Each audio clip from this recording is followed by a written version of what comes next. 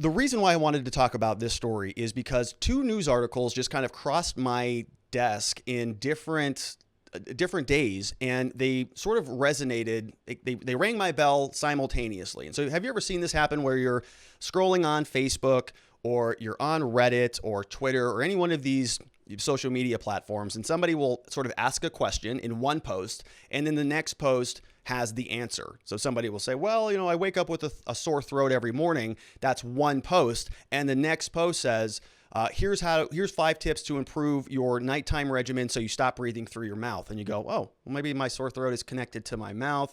And if I improve my breathing when I go to sleep, then it sort of answers the own question. It's sort of like Scott Adams calls it the simulation winking at you. We're all living in a simulation, and sometimes the coders, the people who are operating the simulation, they'll just kind of give you a little bit of nudge and you'll go, whoa, that was weird. What a weird coincidence. And so that happened to me. I was looking at Time, or I got an article, I saw a tweet on Twitter about Time. Time magazine said that we need an Operation Warp Speed for Alzheimer's and dementia. And I just thought, well, that is kind of hysterical. I mean, if you notice, they put Joe Biden's picture right here. And there's a lot of murmuring out there that Joe Biden may be sort of in that wheelhouse, right? Or close. And I know that you're not supposed to talk about that. I know that's probably going to be the next thing that we get in trouble for here on YouTube. I just knocked my camera around. Ugh, there it goes. So, it's a little bit of that territory where you don't want to presuppose that he has a medical condition. You don't want to make those claims. I'm not trying to do that here,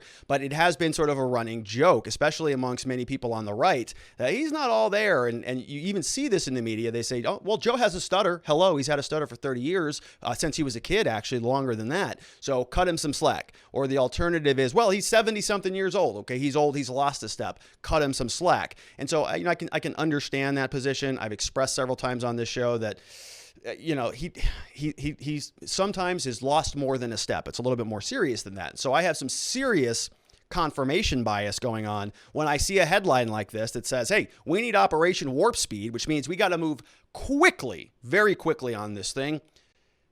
And we're talking about Alzheimer and dementia. And then there's a picture of Joe Biden there.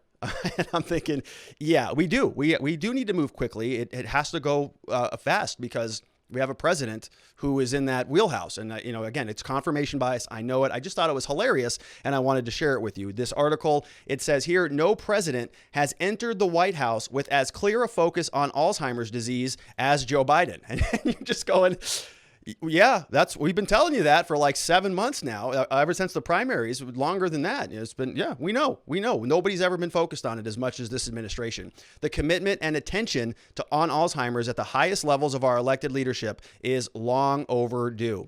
And so what I wanted to do is I saw that headline, and then I saw this one shortly thereafter, that now that we need Operation Warp Speed to help, in my hilarious hypothetical that I laugh about, but nobody else does, we're talking about Joe Biden potentially needing Operation Warp Speed. And then simultaneously, we get this letter from the Democrats saying, we respectfully request that you consider modifying the decision-making process that the U.S. uses in command and control of its nuclear forces.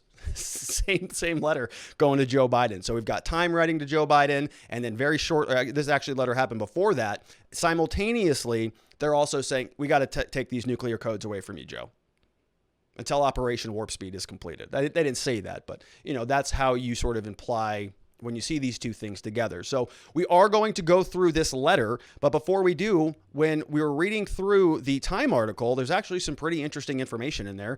And Faith came into my office and she's all, wants to talk about it because it's important. And I'm not trying to make fun or poke fun at, anybody with Alzheimer's. I know it's a serious thing, awful thing, very sad thing, anything with dementia. And so we have to, talk about it with that amount of reverence. But it was just one of those it's an internet cultural thing that happens where you see two stories that just kind of make sense. They're separate stories, but when you combine them, they just have a very comical component to them. So that was my experience. But now let's dive into the actual article from Time, because there's some good stuff in here.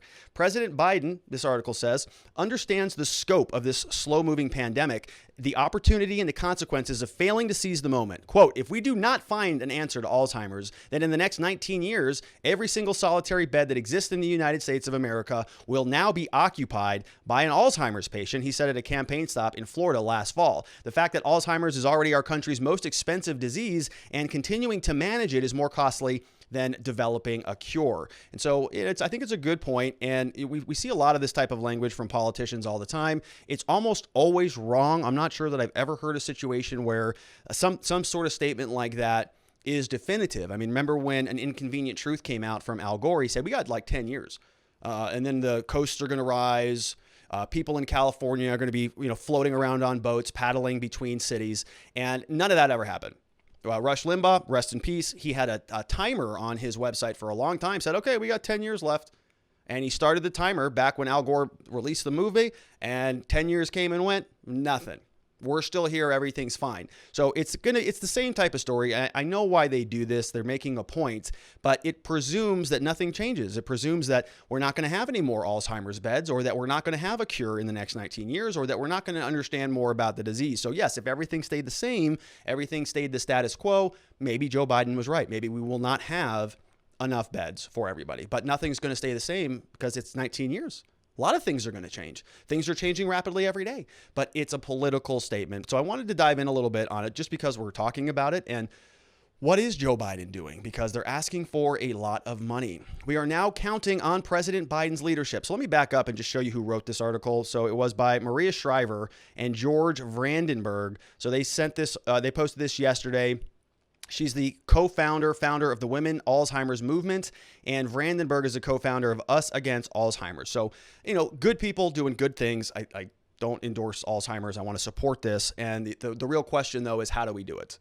What are the proper mechanisms that can be put in place to help people reduce their risk factors? And so let's dive into that. We are now counting on President Biden's leadership. Within his first few months, Biden can and should lean on the power that comes with the office and follow through on his promise of $300 billion to promote research and development, including $50 billion for the NIH, I think that's the National Institute of Health, to find cures for Alzheimer's, Parkinson's, cancer, diabetes. We know that presidential action, coupled with bipartisan support, can lead to historic and seismic change. We need to educate every generation about the risk factors for dementia, an effort that could prevent or delay 40% of dementia cases, which is just a massive number. I mean, huge. That's almost half of them, just if you just manage the risks. And so I didn't know what the risks were, but Ms. Faith went and clipped those. And so we're going to go through them. But before we do, I just want to talk about sort of the scope of this. I mean, this is a big bill. $300 billion is nothing to scoff at. Remember that last I think COVID bill that we had, that the Republicans had when Trump was still in office, was about $900 billion.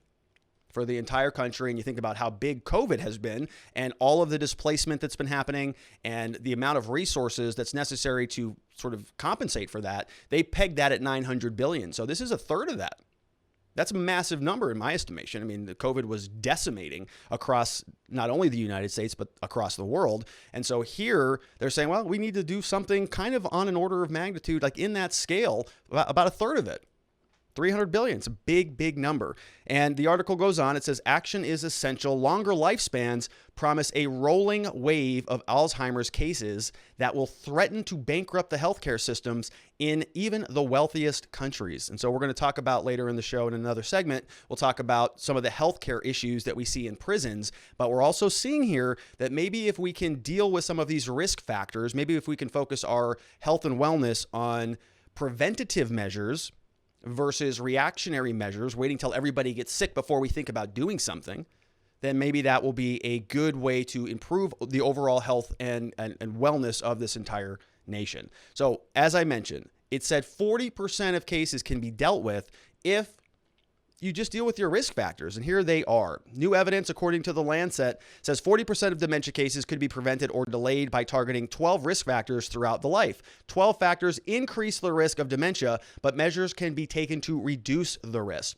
And so, we have scientists now in charge. Apparently, Donald Trump didn't have any scientists in his administration, because now we're being told to believe the science. And so, okay, what is the science, and how is our national policy now responding to these risk factors? And so, Joe Biden has promised $300 billion. He's also said that this is a pending crisis that if we do not deal with 19 years later, we're totally screwed. So let's take a look at how we as Americans can do our part to reduce our risk of dementia. Number one, to reduce the risk, the author calls for 9 ambitious recommendations to be undertaken by policymakers and individuals. Number one, low blood pressure. So reduce your blood pressure, 130 mm's Hgs or less in midlife around age 40 and up. So keep that blood pressure low. That means good, healthy diet. Encourage the use of hearing aids for hearing loss and reduce the amount of hearing loss by protecting your ears from high noise levels. So no concerts. That's good news because those aren't happening now or anytime in the foreseeable future. But keep the noise around you minimal. I had a lot of loud noise when I was in construction, so I'm a negative on that one. Reduce exposure to air pollution and secondhand tobacco smoke. Good advice, generally speaking. Prevent head injury, particularly targeting high-risk occupations. I got some of those going myself, but these are the big ones that Miss Faith underlined here and helped us out. These are the big factors. Number one, prevent alcohol misuse. Limit drinking to less than 21 units per week. So that's about 3 drinks every day, and that would get you to 21 units. So if you're somebody who's drinking that amount, then that will increase your risk for dementia or Alzheimer's. And people are drinking a lot more now, significantly more. We can see that in the data. I think middle of last year, there was a new report that alcohol sales had spiked across this country by about 60%. And that is not surprising to me because many parts of this country are still on lockdown and people are losing their ability to have interactions with other people. And so they are consuming more alcohol. The sales data, I think, alone shows that. Not to mention suicides are up. Substance abuse counselors are up. I did a Clubhouse conversation yesterday with a friend of mine in Arizona who runs sober living houses. He says they are busy. Everybody is bursting at the seams because everybody is coming under the pressure. They're drinking too much and they're using too many drugs. And so this is something that is directly related to the national policy. If we're going to keep kids out of school, if we're going to keep things locked down, if we have to have social distancing until 2022 or whenever it is that they're prospecting it to be, then that is going to contribute to more of this stuff. And so in my mind, the theme of this entire segment is the government is causing a problem that they're asking us to pay for so that they can fix the problem. It's sort of this spiral and around we go. And here, not only on this factor, but on the others, you're going to see how the government is basically getting in the way. It's making the situation worse by forcing people to live a certain way. We're going to have repercussions from this down the line. I've made this point long before. I don't know what's going to happen to school kids 6, 7 years old, who are basically missing, now going on a full year of school and in-person education. And the list just goes on and on, not to mention the long-lasting, long-term effects of lockdowns on the mental psyche of people just as they're existing into the future. We've talked about it previously where, there are individuals who are still sort of living with still alive today who are living their lifestyle based on what they experienced or what their parents experienced during the Great Depression. People would save everything, right? If you have half a donut, you put it in a wrap and you put it in the freezer because you don't know if you're going to eat again, even though now we have an abundance of food. Most people do, right? Not everybody. But the point here is that a lot of those old fears will carry themselves over into the future. And we got to be asking ourselves these questions as it relates to the coronavirus and as it relates to our justice system and every policy, because they're all impacted by corona. They're all impacted by COVID. And the list goes on. So whatever number we're on, stop smoking, stop the uptake, support individuals to stop smoking. Again, generally good advice. But then we get down to other long-term ramifications. Provide all children with primary and secondary education. We're kind of half doing that now. Okay, some places in this country are mostly open, but most places are mostly closed. Most places are still doing sort of half in-person, half Zoom. At least here in Arizona, we have sort of optional. So a lot of parents are still keeping their kids out of school. Some are sending them back. But in other parts of the country, it's still nothing, right? Nothing at all. And this is, according to this study, according to the Lancet, a key factor in preventing people from having dementia. Similarly, we're also talking about leading an active life into midlife and possibly later life, and as well as reducing obesity and diabetes, none of which the lockdown helps. Lockdown is less gym, less social interactions, People are eating more poorly, a lot of DoorDash, a lot of, the whole thing is just, it's problematic. And so they're asking for more funds to go study some solutions to help rectify a problem that, in my humble opinion, the government is helping to foster and create. Let's go back to the original Time article. We took a pause. Let's go back. It says here, research suggests that a host of factors beyond genetics may play a role in the development and course of Alzheimer's disease. This is a great deal of interest, for example, in the relationship between cognitive decline and vascular conditions such as heart disease, stroke, high blood pressure, diabetes. Ongoing research will allow us to reduce the risk of Alzheimer's. A nutritious diet, physical activity, social engagement, see that right there? Social engagement, sleep, mentally stimulating pursuits have all been associated with helping people stay healthy as they age. These factors might also help reduce the risk of cognitive decline and Alzheimer's disease. Clinical trials are testing some of these possibilities. So massive, it's important. Social engagement is more than just people not, you can't get together for your kid's birthday. Boo-hoo, woe is you. Life is so hard. Think of the greater good. Think of America. So you're saying you want to risk America so that you can go out to a dinner with your friends? How dare you? What a piece of garbage you are.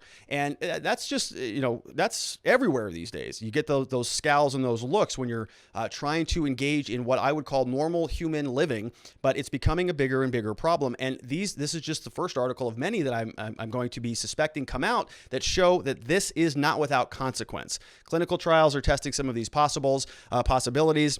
And it continues, early life factors may also play a role. For example, studies have also linked higher levels of education with decreased risk of dementia. There are also differences in dementia risk among racial groups, sexes, all of which have been studied to better understand the cause and to develop the effective treatments and preventions for all people. So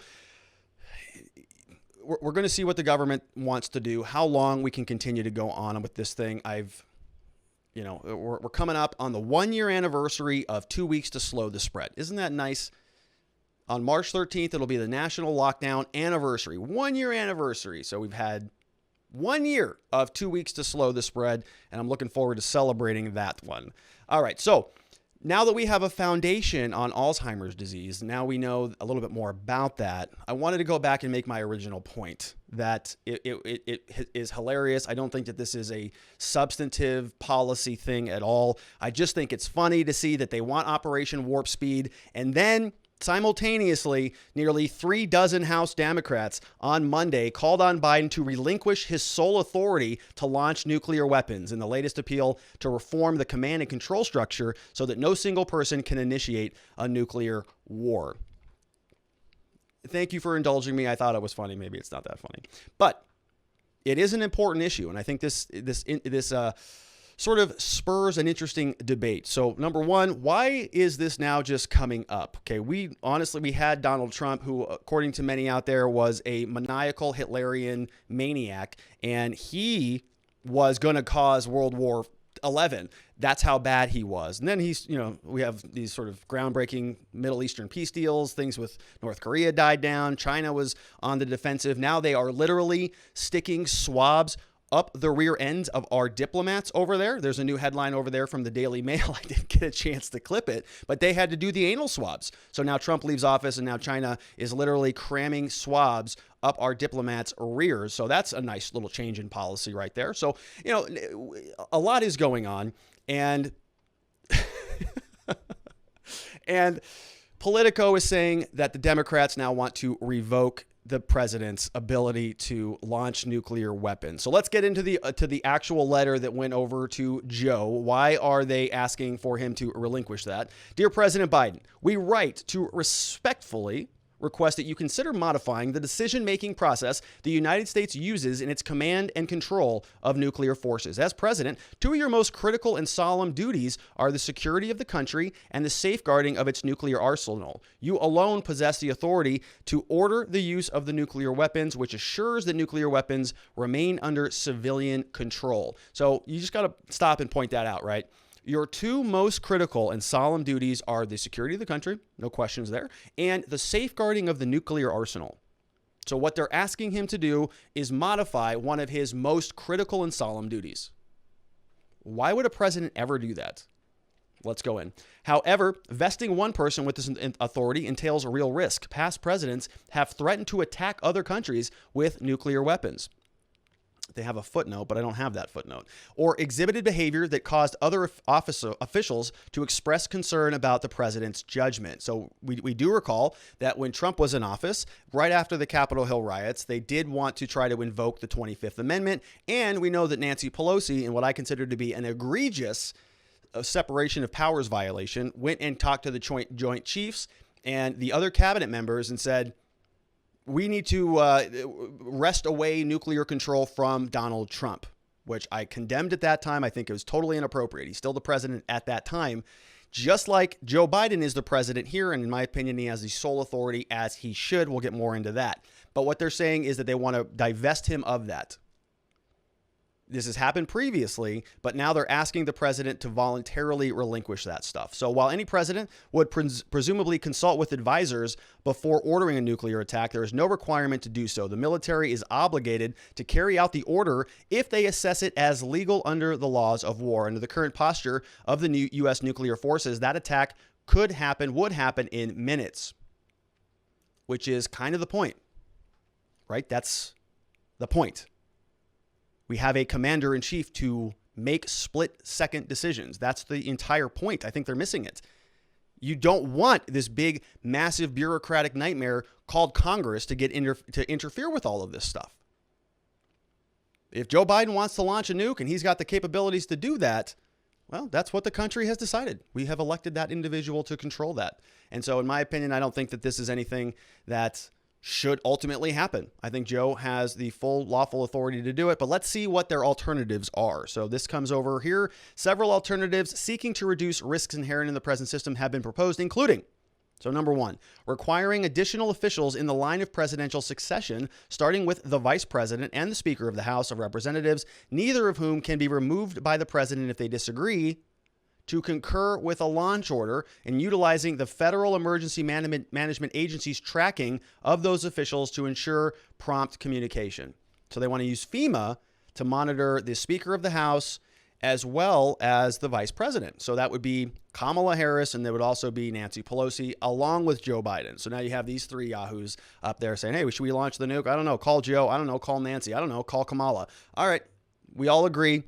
Launch those puppies. Next, another potential solution, requiring certifications from the Secretary of Defense that the launch order is valid and from the Attorney General that it is legal. Concurrence from the chair of the Joint Chiefs of Staff and the Secretary of State could also be required. So now we're looking at the president. Theoretically, you could add in the Speaker of the House. You could also add in the Vice President. So that's 3 people plus the Secretary of Defense. That's 4. Attorney General, that's 5. Chair of the Joint Chiefs, that's 6. Secretary of the State, that's 7. Requiring a congressional declaration of war and specific authorization from Congress before any nuclear attack can be conducted, which is a disaster of an idea, in my opinion, right? Like I said, that is just awful. First and foremost, Congress is garbage. They don't do anything that doesn't serve them directly. So if it's not in their interest to launch it, well, I'm not sure that they would do it. I'm not in favor of nuclear war, by the way, right? I do not want nuclear bombs going off anywhere in this country anytime ever. But the point here, it's about, I think, operational security. And now you've got a bunch of Congresspeople, which are just the worst. And so now you want to say, well, they already can't get anything done in this country. So we want to vest the defense of the United States nuclear arsenal in the hands of these people. I would pass on that one. And also, I think it sort of waters down the liability for it, the ownership of it. When you have the nuclear arsenal under control of the president, if anything happens with a nuclear bomb, if anybody launches a nuclear weapon, who's responsible for that? The president. Joe Biden is. If Donald Trump did it, Donald Trump's responsible for it. That's why it's a commander-in-chief. The buck stops with that person. When you divest that role from the commander-in-chief and you give that back over to Congress, well, now you just have sort of a diffusement of responsibility. Everybody kind of just joins in on the bandwagon. Well, we voted to launch it. Oh, both houses of Congress did. So you have 435 House of Representatives, 100 senators, and now they can all sort of diffuse responsibility for it. Well, it wasn't just me, Everybody voted for it. So don't blame me for that. It's a lot of that. People kind of hide in the shadows, hide in the cracks. And we don't want that when we're talking about something so significant. If Joe Biden wants to launch a nuke, well, history is going to hang that albatross around his neck for a very long time, a peaceful albatross. And that is going to be something that he's going to have to live with. It's going to be part of his legacy. So if he wants to operate that way, all right, that's fine. He's going to take full ownership of it rather than divesting that and diffusing responsibility amongst Congress.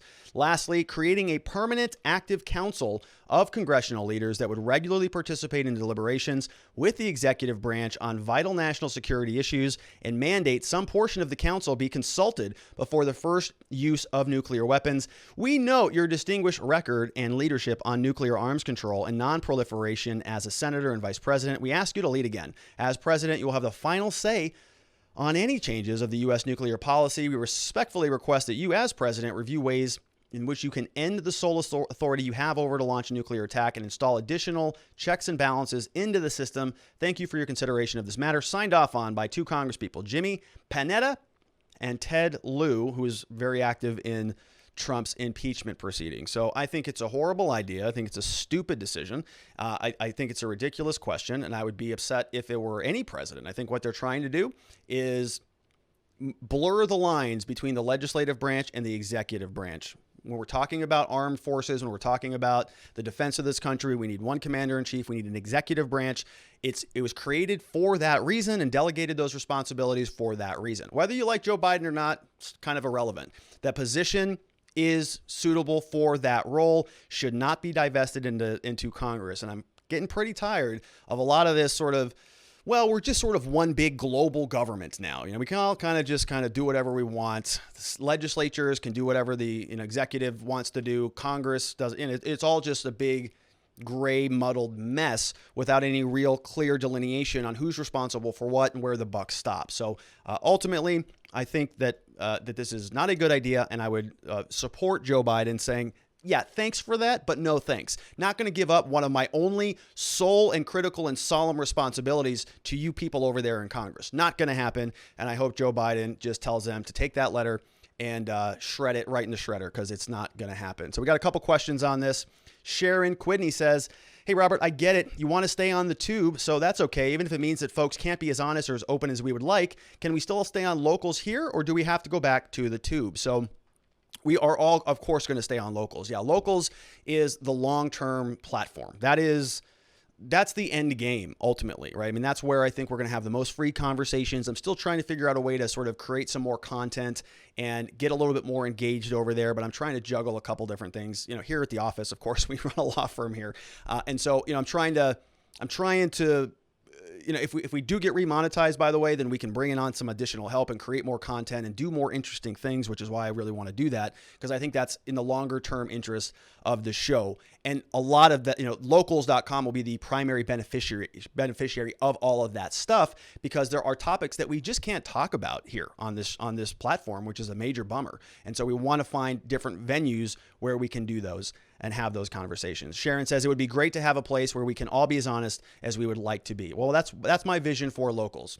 Honestly, there are a lot of other creators on there who are provocative, and they say certain things and they talk about issues that I think are critically important, but you just can't speak about on certain platforms. And that's a bummer. I think it really just hurts free speech in America, and it's disappointing that we're trending that direction. But ultimately, I think that individuals on the internet will find their own homes. And when people start to realize that the real conversations are happening in places where there is maybe some objectionable speech, some triggering speech, some whatever they want to define as dangerous information, those are the interesting conversations. I was in a Clubhouse room the other day, and I know I keep talking about Clubhouse, but I was in a Clubhouse room the other day, and there were a bunch of people in there talking sort of just very, very mutedly. And I don't mean just by volume, but I mean, they were not able to talk freely. Somebody got on the Clubhouse stage and they started talking, and they said, listen, before I get into my story, just a trigger warning for anybody out there in the room that I'm going to be talking about some issues involving me and my father. And if that brings up any bad memories for anybody else.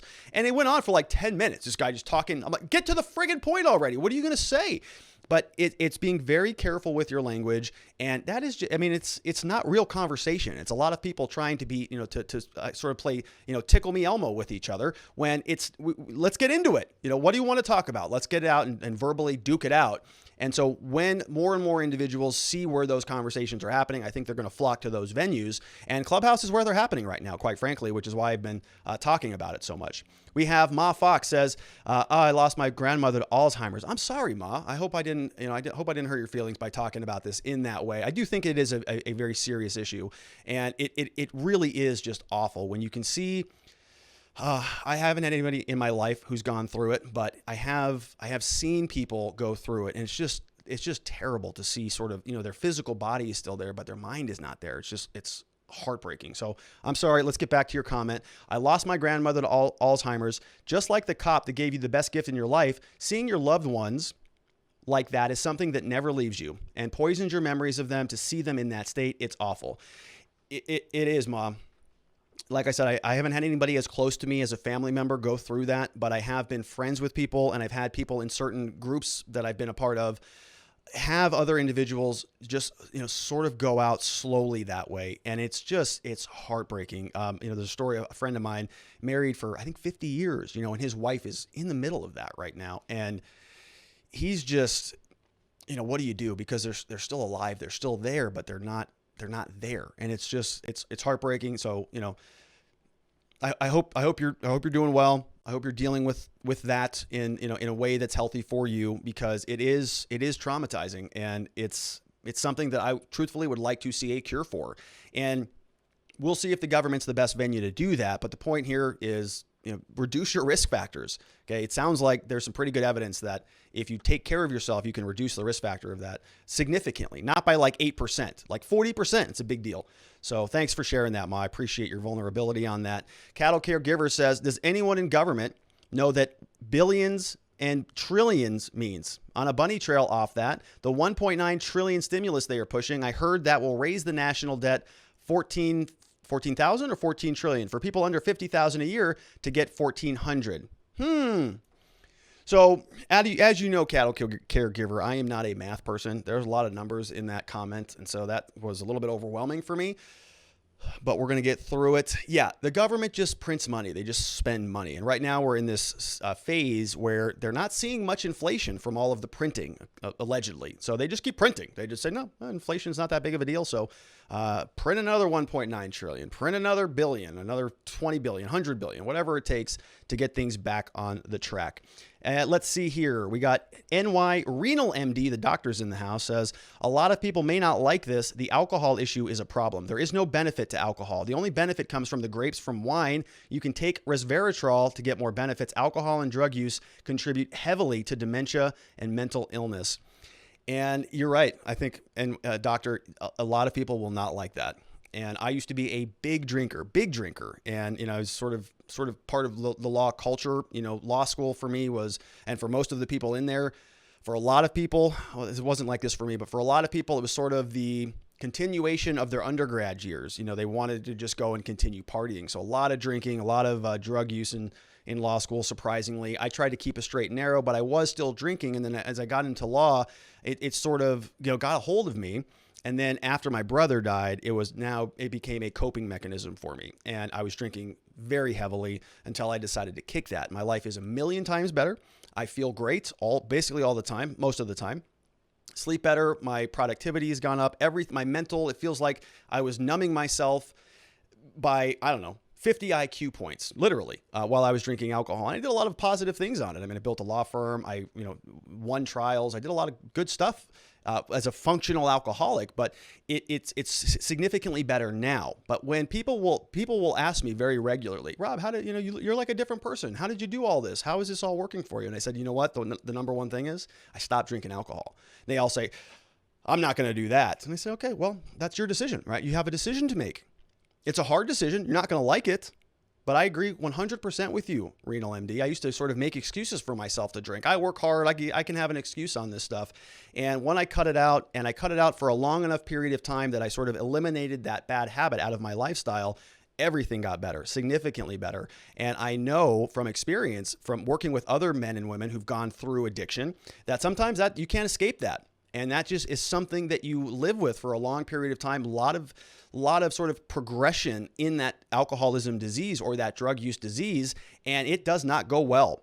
I've worked with guys who have said, I see a doctor like once a week. I've got problems with my eyes, my stomach, my head always hurts. I've got this and all these physical ailments. My liver's not working. My kidneys aren't working. My enzymes are all out of whack. And we say, well, are you still drinking? And they say, well, yeah, I drink like a fifth of vodka every single night. And we go, there's your problem. Hello. But they just can't break the grips of it. And I know because I was in those grips for a long period of time. But nowadays people are drinking more. They're drinking at home. It's almost socially acceptable. I've seen a lot of memes on the internet, on Facebook and elsewhere. Hey, it's 12 o'clock somewhere, quarantine wine night. And you're just going, all right, I get it. It's kind of funny until it's not funny anymore. And then you start to see the long-term ramifications of it. And you as a doctor know it as well. So it's a serious thing that I think is, that needs more attention. And so that's why I wanted to pause and talk about it. Jeremy Matrita says 2 steps to improve one's overall health: get outside, get fresh air, and exercise. Great point, Rob. The government creates the problem, then says it needs massive amounts of money to fix it. And they do that very regularly. Yeah, we're going to lock everybody down. And now we need to, we need to cure Alzheimer's because we just caused it. Now we got to deal with it. At least they're trying to fix it, apparently. We got Seji in the house. Good to see you, Seji. Says, well, why not do Medicare for all and focus on dementia and old timers that way? It's Alzheimer's, not old timers. Is the government able to actually pass Medicare for all, given that the Constitution's preamble says promote, not provide for the general welfare? I wanted to try and be an opposing voice and ended up opposing myself. It's kind of hard to be an opposing voice, Seji. Thank you for the attempt. It's hard. I don't mean that like everything I say is without fault and that there is no oppositional opinion to that. I just mean it's hard to sort of change gears a little bit because you're recognizing the contradictions and you're trying to argue the contradiction, but then you recognize it. And so I appreciate the attempt there, Seji. Good effort. Is the government able to do it? I think that the government would do it sort of on top of the question that you're asking is it a right or a mandate? Right, so you have sort of certain rights under the Constitution. If the government came out and said we have an obligation to provide healthcare for all, that would be a constitutional question. And it actually was a constitutional question back during the Obamacare years. And they said, yeah, it is constitutional under the purview of a tax. The Constitution gives us the ability to tax. And so we're going to just lump this giant boondoggle of a healthcare plan under the tax and spend authority. And that's how we got it. So, the original Constitution may not say specifically based on the language that you're talking about here, promote, not provide, general welfare. It's a different provision. And in the healthcare case, it came out of the taxing power. Another one from Zeji says, I think that Biden should be the only one with his finger over the button. Just hover it there. Speak like a North Korean president. Yeah, Joe Biden has been working really hard to get those nuclear codes. I mean, he's been in government for like 37 years, longer than I've been alive. Now he finally gets that code. He finally is able to sit behind that resolute desk with his finger on the button, and the Democrats want to take it away from him. That's how egregious. Jeremy Matrita said the Constitution laid out a separation of powers for a reason. President Biden should stand his ground and never give up power. Yeah, so I agree. I don't think he should. He should not give up that power. Underscore Shade says, not to worry about Biden nuclear codes anymore. SolarWinds gave them out already. Zing. Yeah, SolarWinds have them apparently. They've already got them. All under their control, and we all forgot about that story. Apparently not a big deal. Nadar Blasier says, Biden also promised to cure cancer while in office, so there's that. I believe he did. I would imagine that he did. And I would imagine that currently it's looking like he said a lot of things that really aren't going to kind of get into the policy conversations that are taking place around the country. I would love him to cure cancer. If Joe Biden cures cancer, I'm going to be team Joe Biden. All right. I can't stand that disease. NY Renal MD, the doctor again, says if anyone is paying attention to the Capitol Hill riot hearings, the board of 3 officials that could call in the National Guard could not communicate to actually get the request off the ground. So we want to do the same for our security. Yeah, that's a great point there. Yeah, we did talk about that. Everybody's pointing their fingers at each other. And now we want to add and introduce more bureaucracy into our national security infrastructure. I'm not a particular fan of Joe Biden or Kamala or Nancy Pelosi or any of those people, but Joe is still the commander in chief. I'm not going to do hashtag not my president for 4 years. We've got Croc1 Alpha says in China, Iran, Pakistan, and Russia on board with their legislative changes to protect their launch codes, mutually assured and all. Is China, Iran, Pakistan, and Russia on board? I'm going to guess no, right? They probably are not going to be modifying their internal policies to be as bureaucratic as ours. That's not what this is for. The nuclear, it's not a committee.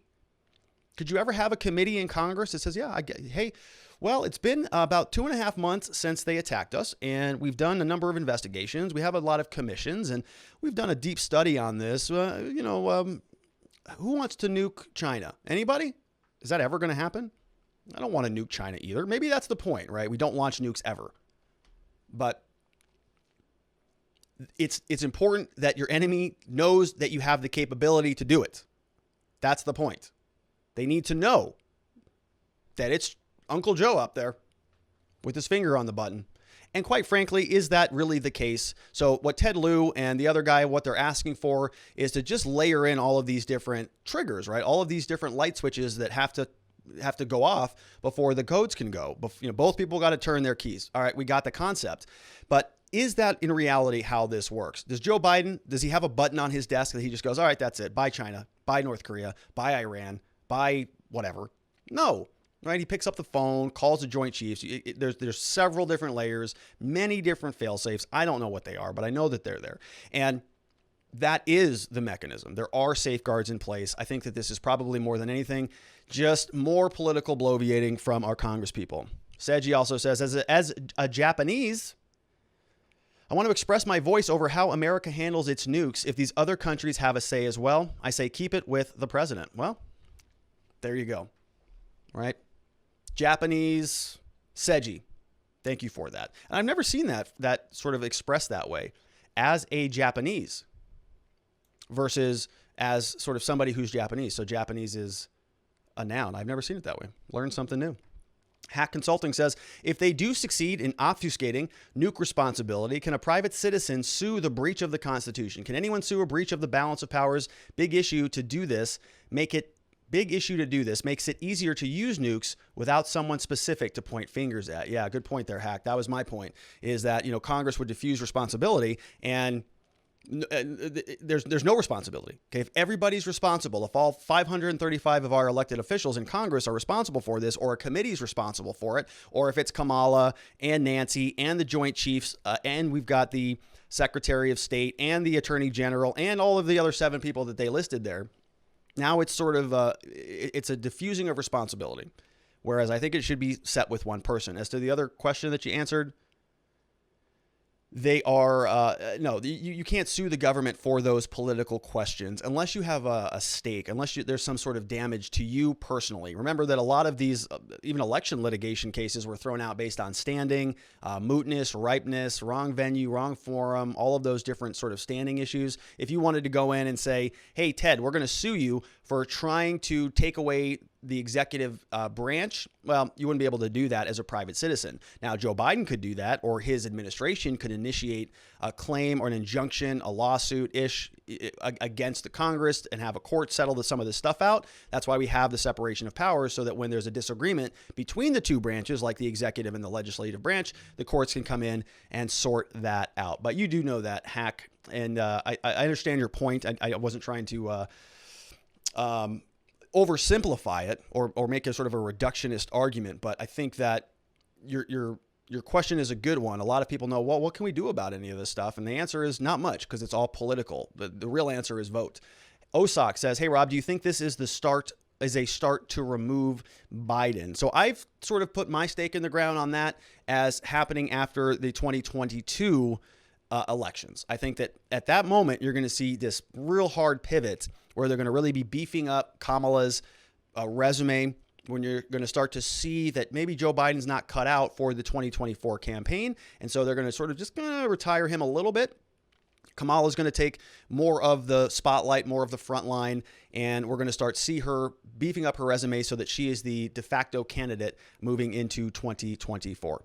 That would be a prediction. That would be a guess. I think that would be an interesting development politically, but we'll see what happens. We've got Sharon says, we would be nuked out of existence before Congress ever managed to do anything. In times of emergency, handling national security over to a bunch of bureaucrats is insane. I agree with that, Sharon.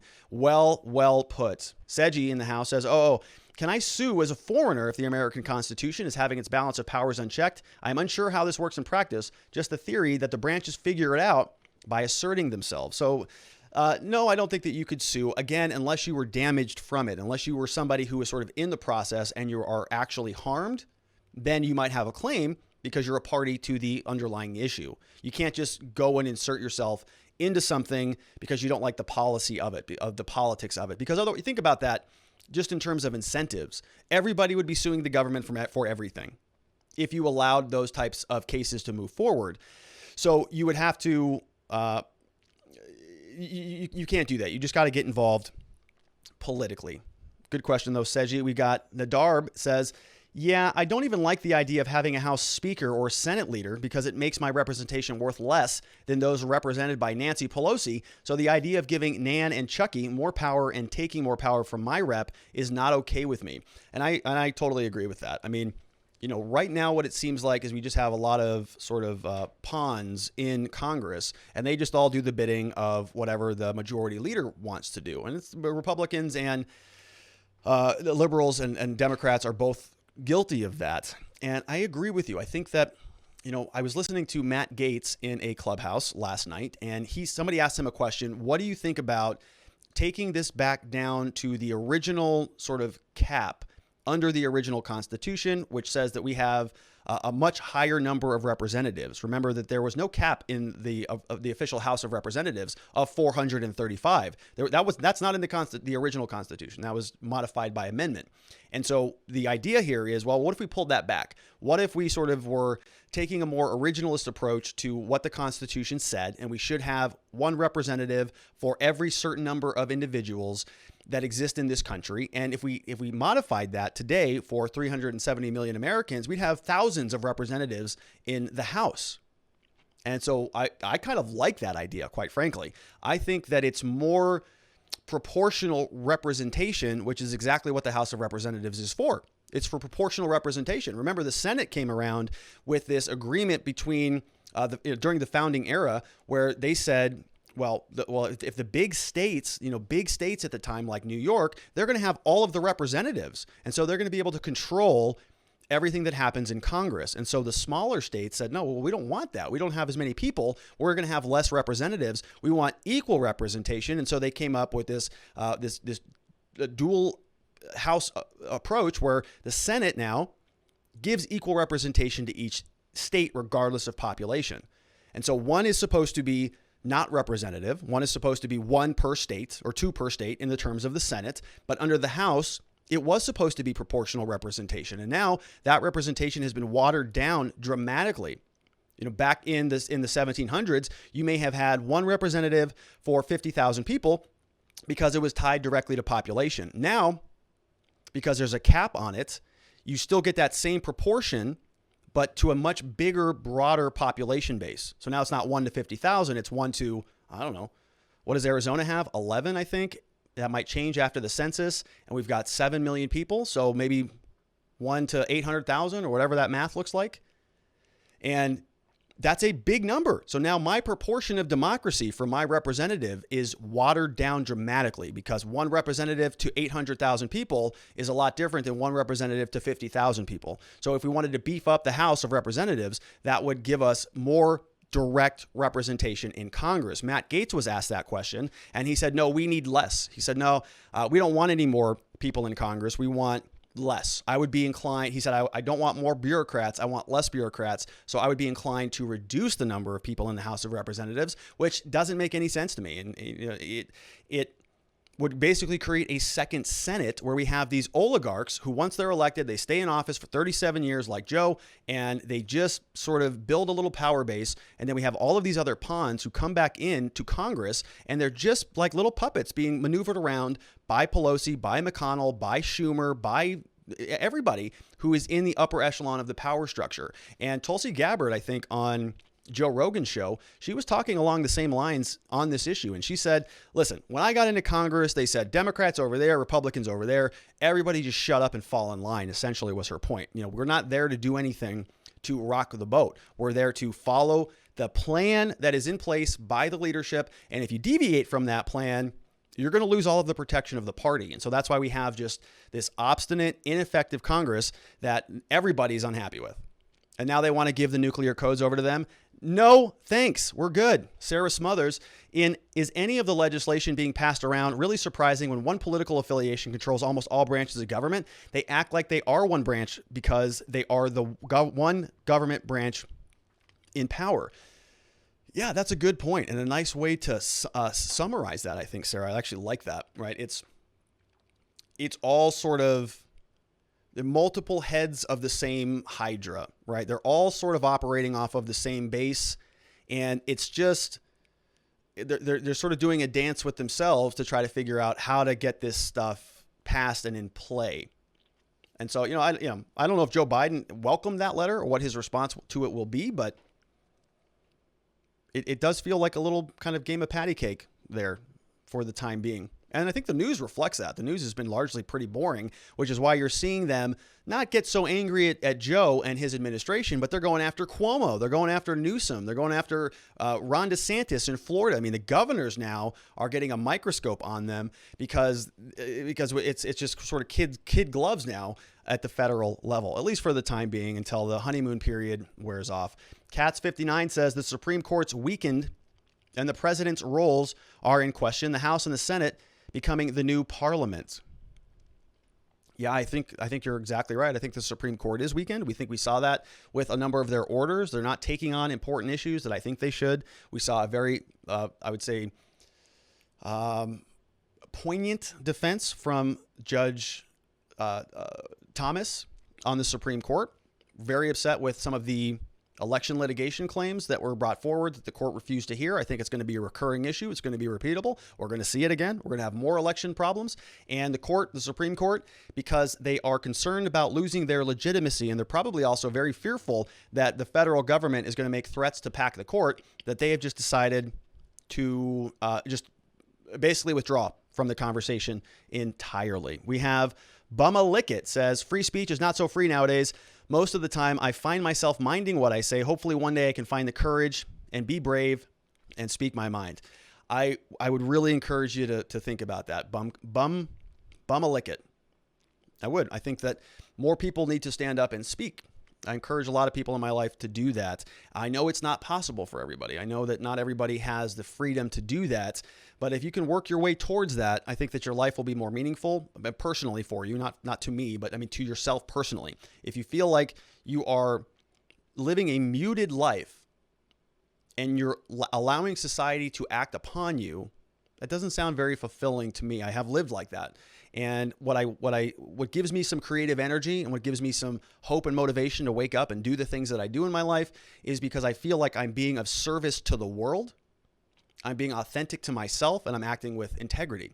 And those are my values. And if I operate according to those values, then life gets better, and it has gotten better for me. And so I think living in sort of this state of fear is necessary. You want to be cognizant of that, right? If you're going to get fired from your job from starting a YouTube channel, you certainly don't want to do that. But at the same time, if you can start navigating and building the life that you want, where you are enabled to have a little bit more free speech, then you may feel more fulfilled in the long term. Seji also says, it sounds like Obama was pushing an insurance plan and not a health care plan. An insurance plan would be a tax plan, though not a health care plan. Yes, so Obama was pushing an insurance plan or a health care plan. It was a government program that mandated that people go in and buy an insurance policy on the open market where there were providers selling plans. It was a mandate. And the Supreme Court said, you're allowed to do that. It's just like a tax. It's just like you are mandated to pay income tax every year. Same type of concept. They just sort of use that same authority under the government, under the tax power, and they applied that to healthcare, which I think was a catastrophic mistake, but that's the Supreme Court. All right, great questions. Had a lot to say about those. Thank you for those. Very, very interesting questions. And I think those are important issues. You know, a little bit of a divergence from some of the criminal law stuff, but very important nonetheless. I think that it's important to understand how our government is functioning and what incentives they are creating. And a lot of that has to do directly to health. And, you know, we are sometimes short-sighted on that. We kind of forget about that. It's kind of one of the first things we forget about because we're more concerned about losing our business, losing our relationships, what's happening to our kids. And so sometimes we'll just neglect our own health. And it's very important. You can't protect your kids. You can't protect your business if you're not healthy and well. And the government plays a role in that by how they dictate what we do with our lives. And so we just got to hold them accountable on that end as well.